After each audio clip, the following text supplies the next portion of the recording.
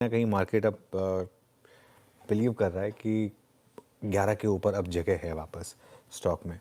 और अगर 11 के ऊपर आप टिक गए श्रेया यहाँ पर, तो 11 से 12 के बीच में इतनी सारी सप्लाई ऑब्जॉर्व करके अगर सब कुछ हो गया और अगर एक बार रिलीफ आ गया गवर्नमेंट की तरफ से, बड़ा रिलीफ आ गया, तो फिर ये स्टॉक वापस मुझे लग रहा है कि एक बार के लिए 13-14 की तरफ जा सकता है। देखिए क्या होता है ना, स्टॉक मार्केट में हमेशा आपको एक टाइमिंग कई बार मैटर करती है इन स्टॉक्स में, इंपॉर्टेंट होती है। बहुत इंपॉर्टेंट होती है। हमने 17 पे जब नेगेटिव व्यू लिया था, तब भी पूरा व्यू ये रहा था कि आप भारती में रहें, वोडाफोन आइडिया को अवॉइड करें, और लगातार ये व्यू रखा हमने। 6 तक गया था फिर। पूरा 6 तक गया, 6 तक वो व्यू रखा। उसके बाद 6 से जब वो उसमें रिकवरी आनी शुरू हुई, जब 7 साढ़े 7 पर पहुंचा, उसके बाद जब लगने लगा कि अब रिलीफ मिलने वाला है वोडाफोन आइडिया को, वहाँ से फिर वो हमने अपना नेगेटिव व्यू खत्म किया था वहाँ पर, और तब से थोड़ा सा एक पॉजिटिव व्यू लिया था। और मैं तो खास तौर से, क्योंकि आजकल ये जितने भी इंपॉर्टेंट वाली जो कोर्ट हियरिंग्स होती हैं, उनको मैं खुद सुनता हूँ पर्सनली, आजकल सुन सकते हैं आप।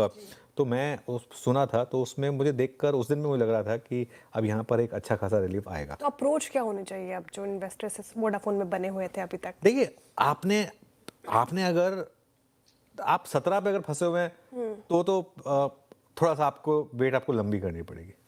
अगर आपने 7-8 पे लिया है, जो मतलब बहुत कम लोग ले पाए होंगे, इन दैट केस तो आप आराम से बने रहें और उसमें फिर देखें कहाँ तक जाएगा। अगर आप एफपीओ इन्वेस्टर है ना, उसके लिए उनके लिए धर्म संकट है। उनके लिए धर्म संकट क्यों है कि आपने 11 पे लिया था, आपने एक बार 17 पे जाते हुए देखा, 17 पे आप बेच नहीं पाए, जबकि 17 पे आपको बेचना चाहिए था। लेकिन फिर वो 17 वाला आपने 6 रुपए देख लिया, अब आप 6 पे भी नहीं बेचे आप। अब आप क्या करें? अब आपके अपना प्राइस लेकर निकल जाएं, या फिर अब आप वेट करें, 17 का है ना? वेट। फिर 17 का वेट करें। तो मेरे ख्याल से अभी अभी बने रहें इसमें, अभी बने रहें, क्योंकि इसने जो एक तरह से कहते हैं ना वर्स्ट, वो झेल लिया है।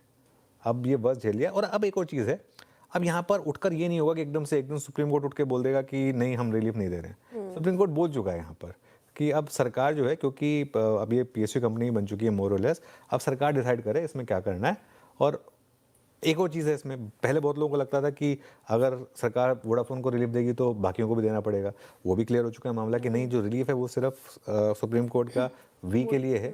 अगर भारतीय को रिलीफ चाहिए तो भारतीय सुप्रीम कोर्ट को अप्रोच करे।